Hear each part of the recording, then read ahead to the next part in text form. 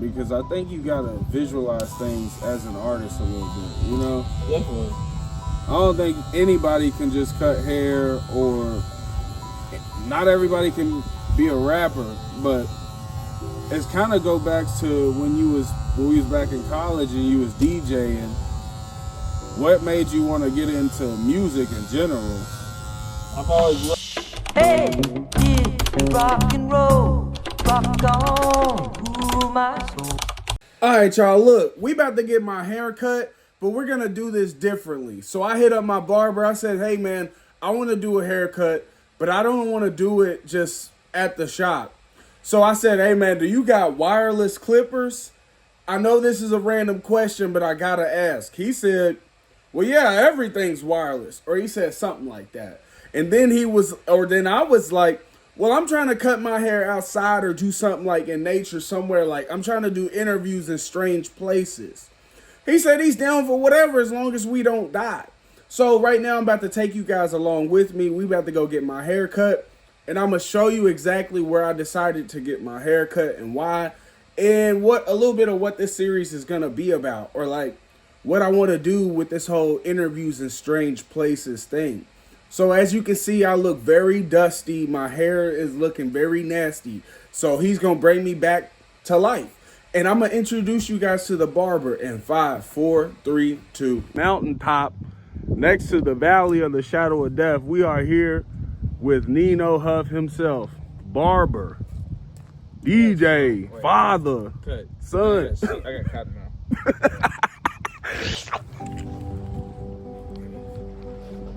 And the sun is Such a great view.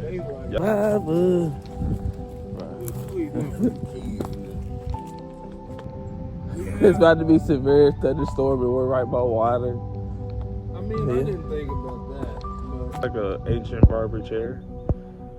You see it? You see the vision? show me the vision of a barber. First challenge of the day, we gotta create a barber chair out of rocks. So me and bro can get this haircut in before the storm comes and the sun goes down. The cameraman's a little wobbly right now. Alright, so what are you saying? Oh, that? Yeah. You sure? Nigga, that's going in the tank. Cut, hold on, I got my mouth.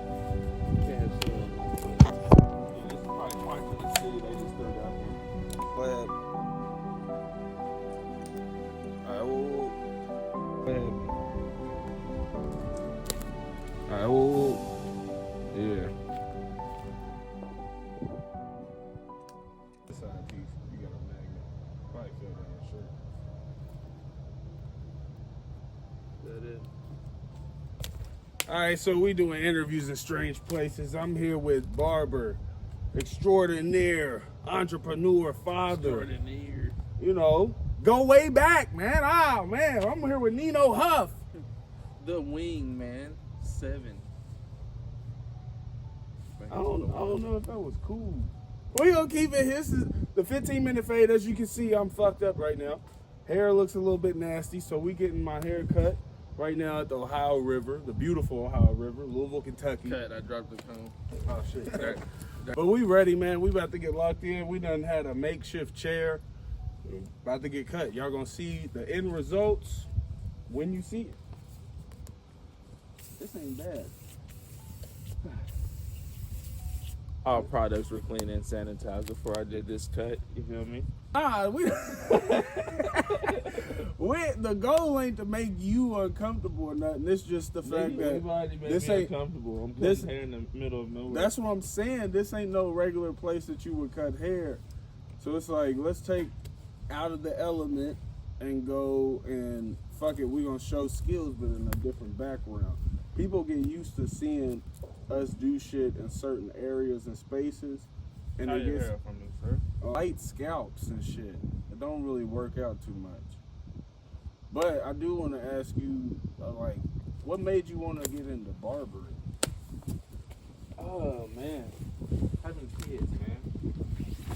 wanted to do something I can still have my own time, be able to be flexible with them. Mm-hmm. I enjoy people. I like cutting my people. You feel me? I enjoy cutting you. Yeah. You know, we're bros. Pacing back and forth on camera and stuff. Gas. It don't matter. We'll be all right. Nah, that's what real barbers do. I don't want it to, like, fuck the camera. Don't let it take you out of your element. Even though we out of your element. You're succeeding. We looking at Indiana right now. But it's crazy you said your kids, because I thought about getting into barbering before, but I knew I didn't really have the same, like, I didn't have the patience. But I do think it's a form of artistry to cut hair, because I think you gotta visualize things as an artist a little bit, you know? Definitely. I don't think anybody can just cut hair, or not everybody can be a rapper, but it's kind of go back to when we was back in college and you was DJing. What made you want to get into music in general? I've always loved music. It's kind of just like I always can feel the vibe of a room and get everybody turned up. I love that for the most part, but it was always business too. You know, I always loved business. Right. Turning people up and making some money. But it's kind of like on some music theory. Like, it's really on some scientific shit to be able to study a crowd, figure out the vibe of the crowd, Facts. and be able to do it for hours. So let's bring it back to barbering. Mm-hmm. So when I look at somebody, I see their hair, I look at their face, I kind of try to put a cut on them that would make me feel good if I was in their body. Yeah. On some weird shit, it's like, would I wear this shit that I'm cutting right now? It's almost like you it's almost like you stepped into a different lane, but it still it still had the same customers, the still same vibe. Yep. Music still relates a lot to the barbering community. I feel like sometimes I only heard certain songs and had certain conversations in the barbershop. Because it's a free space. Do you feel like that space has been lost with, like, everybody trying to be censored or controlling what they say or do? Do you feel like it's still an open space and conversation at the barbershop? I feel like COVID changed the barbershop a lot. It just really depends on where you go and the type of barbers that are inside the shop. Like, What do you think about COVID changing? it got less personal and more business and about that dollar. Like, all right, I need you to be here at this time, and it's this amount of money. So respect my time, respect my money from your end and from the barber's end. Do you think that kind of, like with COVID especially, and people can't really be in the barbershop together as much, do you think that it's recovered in any way, or do you think it's still lacking as far as the social atmosphere in the barbershop? I feel like we as people are just less social. Like, we might be on social media, but bro, right now we've been walking out here, nobody said anything to us. You know, nobody was like, hey, what's up, guys? What are y'all doing? You know, they watch from afar. You know, curiosity's there, just like on the phone. We'll watch somebody's life from afar, but you really don't know that person. That Feel is me? true. Because I will say, when I first came to your shop, or for the first time, it was talking in there, but I noticed once somebody led the conversation, everybody started talking as if they've been wanting to talk this whole time, but they don't really know, or like I didn't even know it was another rugby player in there, you know, at the barbershop at the time, until we started talking about Was different she in my conversations. chair? Not, she was right in front of me. And the chair to the right. Mhm. Yeah. I think she had her son or somebody That's on the right. chair. Show you right. I do remember now. But speaking of sports, man, you played sports growing up, right? Football, track. Football. You played at Bowling Green. Like, what? All right. In Louisville, we got certain haircuts, hairstyles that kind of transcended. You know, motherfuckers had the Caesar, they had the juice cut back when we was in middle school. Most people just go with a little taper fade and the nappy fro. But what was like the staple haircut in Bowling Green? Like, if you went to school Let's go easier. High school. What was it? Was it the part? Was it the I waves? think we had a lot of tapers going on for real. For real, for real. Like I feel like we kind of had the dread wave going, but that didn't really niggas didn't really try it till college. I feel like a lot of people were scared to grow the dreads during high school, so they waited till that summer before college to grow their hair out. That's like what I did. I low key waited a little bit. Was like I don't think I can do the starter phase. Some people's family was strict though. They wasn't going for all that shit. Yeah. So what would you say like your upbringing in Bowling Green was, or is that where you was your whole life? Or? Yeah, really though. Mm-hmm. Born in Glasgow, but I moved to Bowling Green 2nd grade, so I'm a Bowling Green nigga for real, for real. I mean Glasgow. Shake Rag, second Street. Okay. Glasgow. Man. Damn, I bought a car in Glasgow one From time. who? Some old folks, like out. There was some older white couple off Facebook. You shit went to Gilly High, man. Gilly High. Yeah. What's that? Is that an insider? Hey, he said should have went to Gilly High. Who is that? No, I'm just talking shit. But I'm trying to think where my homies work at. I can't even remember the right name. It probably ain't even it. Damn. That's how I understand. Shout out to shit. bro. Shout out to Cuz. Whatever shop you at. Whatever shop you at. Nah. But being a barber, it does push you towards being an entrepreneur. You don't like you might have set hours that you working, but you don't really know what you're gonna make that day. So you gotta hustle and you gotta build clientele. Oh, real talk. So how do you feel like it's been a struggle, or has it been a struggle to grow your clientele? It's definitely been a grind to grow the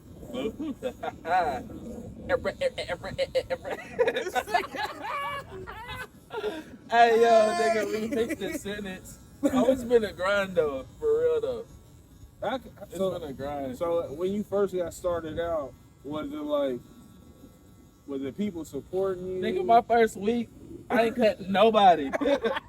It's just me, myself, and these clippers. First week outside of school, it was just you and the clippers. I had the cleanest clippers in Louisville because they didn't touch a head. Nigga, like, wow. Damn. So what barber school did you go to? I started out at my grandparents' barber school, JC's Barber College, 543 2nd Avenue, Bowling Green, Kentucky. In this game since 1949. Shout out my great granddaddy Jimmy Carpenter, RIP. Shout out my grandparents, you feel me? Family hustle. Then I moved to Louisville, KCOB, down off 26, you feel me? Over by the Kroger. You know, you feel me? But we in the new building, Goodwill Industries, good people. Kentucky College of Barber. Mm-hmm. Hey, the $5 cuts kept me and my brothers alive back in the day. Right, they service the community. That's what they do over That's there. what I'm saying, bro. Like, that's why. Out. Hey, don't judge me, y'all. Y'all not happy when you got that gas, that kind Make sure you don't knock the mic out. Yeah, probably done. The mic probably gone. Oh, it's still right there. There you go, boy. Right. I'm too real for the camera. But that's why I quit DJing, because this shit was fake. Niggas is faking shit. Motherfucker, what you mean? You just gave such and such artist $30K. But yeah, you ain't got my 250. You ain't got my 250, nigga. Like that. Hey, bro. While we jump on that real quick, I'll never forget the last time I seen a DJ get finessed, bro. We ain't gonna say his name, but he from Louisville, and you know who he is. You're dirty Mackin. I can't do that. We ain't gonna talk bad. But it was crazy because I watched them break down the shit in the room. It was 40, 10. This nigga security getting paid, everybody, and he's sitting there with his laptop. He's like, bro, they owe me my $350, bro. I'm like, $350, damn. But they closed the door on dude and wouldn't let him in the room while they was breaking up the money. I said, damn, bro, $350. Y'all breaking down $40,000-$50,000. I think the DJ deserves a little bit of that money, considering he could have fucked this shit all the way up. Like as a DJ, you could mess it up. It's like a barber. If you want to argue with your barber in the chair, it's probably not smart, considering I could fuck your line up. Yeah, because, bro, I could right now and just take his clipper, bro. Hey, don't be theorizing. But like, how has that been like something have you dealt with that? Like people Bro, being rude in the yes, chair. bro. There was a dude one time. He like got in the chair and he was like, "Yeah, so if I don't like the cut, I'm not paying for it. Then what we gonna do?" And I'm like, "Well, shit, we just go outside and fight." He think I was gonna say that shit. He says, "Well, I can fight." I said, "Well, I would hope so." Like, you feel me? But he got a haircut. It was cool. Yeah, I think sometimes motherfuckers just be wanting to try you to see what you would do or say. And this is that city. Like I feel like this is the city of trying to try it. I swear, bro. Not being from here, I've learned that. Like, niggas just go try your buttons and see what they can do to you. Are you gonna fold that easily? You can't be a tender member out here. Do you feel like barbering is something that is like, I guess, eases your mind? Is it like your happy place? Do you Yeah, feel bro. comfortable cutting? We out here by some water. The sun going down. this And is, look, you know, I'm about to pearl you. You don't even know. I just hope the sun fuck with me and hold up. Yeah, this is like my piece, bro. I wake up. I do not trip about going to the shop. Like, I hope I got hella cuts every day I wake up. Like, sometimes the days be booked out. Others niggas just wake up and say, "Hey, I want to get a cut today." Then like 4 appointments might roll back to back. You know, if you got a gambling addiction, that's another thing with barbering. It's just like gambling. Nah, I'm just kidding. 1-800 gambler. Nah, but I say that because for one, a lot of people do a job or they take on a job. It's a lot of CDO guys out there, or people in trade skills and service industry in general, and they'll take on the craft, but it's like they'll get into it and realize like, damn, this is kind of stressful. The business aspect is stressful, but you hinted towards that you kind of always looked after the business model with anything you was doing. Hell yeah. Like, where do you think that came from? With my grandparents, my Uncle Chase. Chase Band. Man, get money up, man. He definitely was always like, you either gonna get it or you not. Like, ain't no in between. That's where it came from since a young age. Like, I first head at 11. My cousin Bye used to sell CDs in a barber shop. You know, he was on LimeWire. You know what that's talking about? Yeah, Spinrilla, all that. Ah, man. R.I.P. Spinrilla. Hey, nigga, you put me on my first mixtape on Spinrilla. Man, Spinrilla was some bread. Damn, I feel like it was jugging out the kitchen or some shit. It was called. Hold on. Man, it was a Christmas joint. I know it had Jug Holiday. It had that nigga the Grinch on it or some shit. A little memory popped up on my Facebook not long ago. Damn, bro. It was a Khalil Jabbar was on there. Man, shout out Brody. His shit done got hard. Man, he a realtor now. Man, hey, everybody we went to college with, and what was that? What was the hashtag? WKU17 or something? Yeah. Okay. We all getting to it. Everybody's doing something. Doing something, you feel me? But I do. Cotton mouth is a motherfucker, boy. I should got some water. I hope you better edit this shit real good, boy. I tell you. Hold on. One second. Where my damn? I give you my vape. All right, we still good. Damn, hold on. Where's my vape? Damn, nigga. All right, he gonna lose the mic. Mic check. Hey, what if they be like, "Sir, you're gonna have to stop right now," and I'm like, "Not even." Boy, who gives a fuck? All right, let's tap in. All right, so about how many cuts roughly do you think you've completed since you started cutting hair? Damn, that's a crazy thing, man. Like, was it one of them joints you was counting the cuts when you first started? Like, nigga, I've cut 15 heads. No. Like, how do you do it as a barber? Like, my neck strips. How many times I buy neck strips in a month? Neck strips? Yeah. These little white things? Yeah, I buy them 2 at a time, so it's like 120. You feel me? So if I'm buying 4 a month, you feel me? I ain't gonna lie. Now that you pointed out, that is one of the signs that like I'm about to get a cut, or like it made me feel good about myself when the barber's about to put on the little neck strip shit and then the cape, and then you start, when you finish, you start to smell the alcohol and shit. The spice ball. Yeah, but how do you decide on what you use product wise? Like, I don't know how I be picking that shit. How do you know what to use? Your skin, like while I'm cutting your hair, I'm looking at how your skin reacts to certain clippers. You dealing with hair, or like you going under the skin. It's like some type of certification. Yeah, definitely. Like I had to make sure I cleaned all these utensils. Everything that I'm cutting it with has been cleaned and sanitized. If I put it back down, I spray it again with my, I gotta do this. Oh yeah, you gotta show them the product. With the cool carry, you feel me? Bada boom, bada bing bang. This is no paid promo. This is what he really used. I really gotta do this. I really do this. So boom, right? Type shit. Just pick up this guard. You're gonna hit it with that, yeah, man. You feel me? Bada boom. Huh. But yeah, we're getting through the cut. Yeah, talk them through the cut a little bit. What have you done? Because I can't see what's going on, but they can see a little bit what's going on. So I've set up my fade. I've got it to a length I want it on the sides. We're gonna keep it dark up here for him. Y'all see light right here. So I'm gonna ghost it. I've already ghosted it. We're gonna fill it in. You know what happened right there, bro? The S curl. I did an S curl before. I did the S curl. I did an S curl too. I did the S. I did it my damn self. I've been accused of being light skinned before. Bro, you don't even know the half. I did the S curl, left it in there while I was playing 2K. Or what? I don't even know if it was 2K at the time. I feel like this might have been NBA Live, but it was right when 2K first came out. I'm sitting there, I got lost in the game, and my head got real hot. So I went in there, I hurried up and got in the tub, washed my hair out, but I still smell like, you know how it just smell like eggs or something, like, I don't know what. Cooking your shit. Yeah, bro, I was cooked.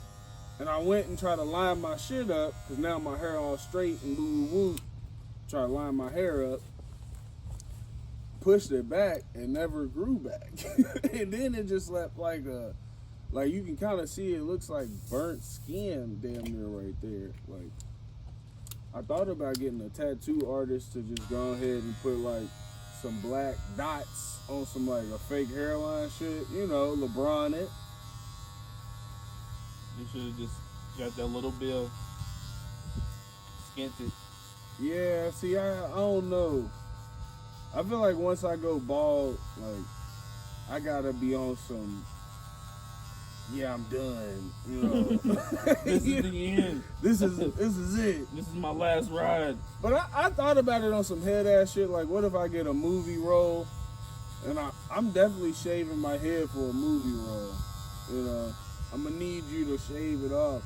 But at the same time, I'll probably keep my hair type shit. On some Jaden Smith, I'm gonna keep my dreads and then bring them back when I want my hair again. Man, I just had to cut somebody's dreads out from doing that last weekend. What'd they do? He put them back in, and then I guess he didn't want them anymore, so cut it off, gave him a little tape. Yeah, see, that's kind of cheating, bro. I feel like you get one reinstall. You know, once you get that one reinstall, you gotta let it go. If you cut it again, now you just gotta regrow your hair.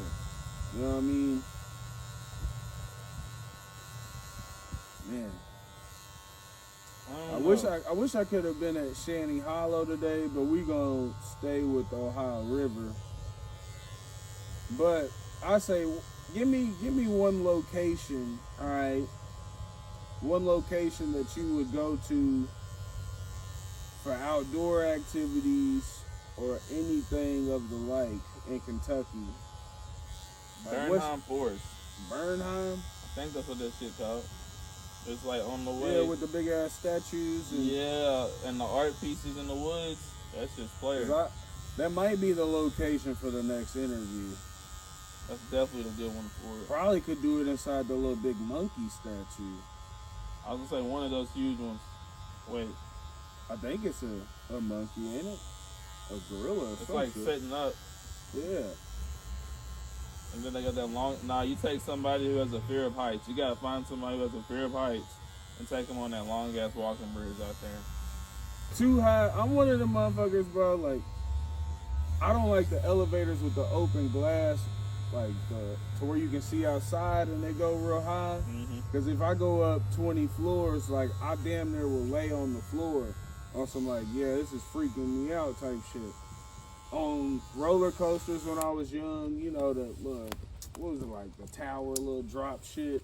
I cried like a motherfucker. I was never really a roller coaster nigga either. Until I tried to get me some ass as a young man, you feel me? Yeah, you gonna go. You can't take a shorty to an amusement park and talking about, nah, I don't ride roller coasters. You're getting no trim, buddy. Nah, she gotta be scared too. Man. But then it's like, why are we here and we both scared? Somebody gotta be manly enough. You gotta be a man about it. So if you could cut somebody's hair, anybody, dead or alive, give me somebody. Bernie Mac. You think you could pull off that taper? Yeah, hell yeah. I feel like if you fuck Bernie Mac's hair up, I would be in the next movie. Yeah, you be. Yeah. Yeah. I just don't want to be like Kennard in Barbershop. Lay low brown, yeah. Hey. Do you think Barbershop, like, Slick had an inspiration on you to do this shit? It reminded me of like the shit I was around. It reminded me of my grandparents and like that whole history. Like that's one of my favorite movies. Like, you ever fall asleep to the same shit? Yeah, I fall asleep to the sound of machinery too. That's crazy. Yeah, I know, but like fans or like this, the sound of clippers, I've fallen asleep in chairs before because that constant sound The is something. sound of clippers. Oh yeah. Hey, it do awfully like something else, but it is something that's soothing though. Man, but then you sure. have some people who are like they're sensitive to audio or sounds, auditory sensitive or something. I can't think of it. Sensory. Damn, I don't know. I get what you're saying though. Yeah. So, You ever had to cut somebody like that? Yeah, there's a few kids that I have that you know, they have their little stuff differences or whatever. So I might cut them with the shear over comb them.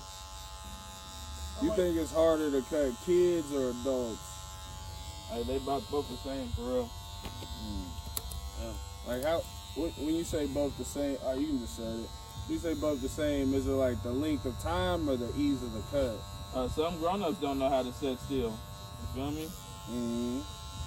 Some parents don't know what they want on their kids, or they'll try to make their kid look like a little baby.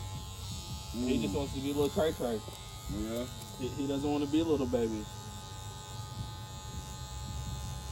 Yeah, I feel like it's a lot of moms coming in with the Instagram photos or trying to get them to look like somebody. Yeah, and he's got his daddy's hairline, so like we can't do nothing with that. If his daddy got an oval, Junior's gonna have an oval. Yeah, And there's nothing that I can change about that. unless you push that motherfucker back until it's straight. Man, I'm gonna try to keep little bro as natural as possible, no matter what they say, because he has to live with that. You know, you can traumatize a young nigga if you fuck his shit up, like for real. Yeah. Like he'll want to grow his stuff out and just be nappy growing up as a young man because he had a bad experience with a barber. Like it can really mess with his confidence. Or like he never got a real haircut growing up, so like he doesn't know what it feels like to go in the shop and come out feeling like a fresh young man. Like that should be important. Yeah, hell yeah. Like it can really shape a young man to be around a group of, you know, I ain't perfect, you feel me? But I'm a solid around people who actually stand for something and care about shit.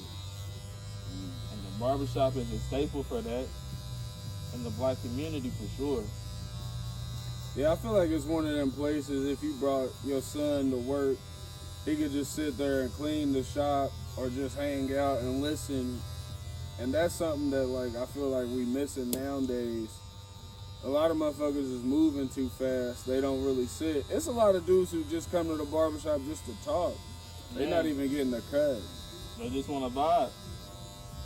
But we have that at our shop now. Like, you definitely got to come to the new shop, man. Like, Jews definitely set it up to where it's like modern. You feel like you're in the shop off Instagram. Plus, you know me, bro, we're kicking it by a river and you're getting a cut. This shit's funny as fuck for real. Great content, my dog. But you feel me? That's the vibe we're trying to bring back. Nope. I see now. Look, perfect example. I have dropped this comb. You will no longer see this tan comb in video. It's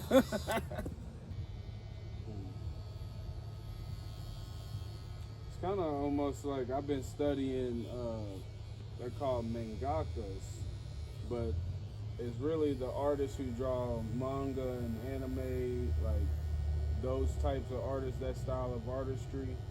What they do is they study other artists and find their techniques, and they keep doing this until they can build off and find their own technique, and then other people come and use them. Which I can say Talladega Nights was funny. Man. What was that shit he did with Bro? Oh no, where he was in the news. Step Brothers was cool. Oh, you talking about Anchorman? Yeah, both. Anchorman was funny. Yeah, a lot of people fuck with Anchorman. Oh my god. Oh my god. Hit him with the spice ball. Oh shit. Damn, it's a little cold out here for that.